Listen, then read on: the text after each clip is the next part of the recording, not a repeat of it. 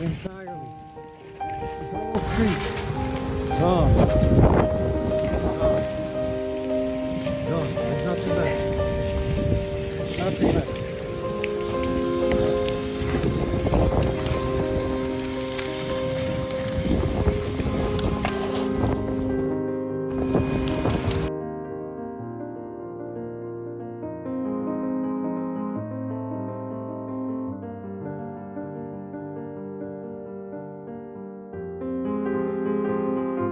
Wildfires are raging out of control in Los Angeles, destroying hundreds of homes and businesses.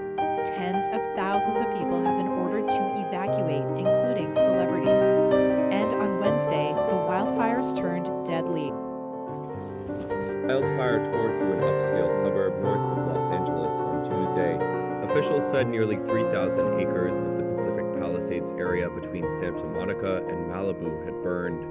One man who lives there named Peter said he was trying to retrieve things from his home when he decided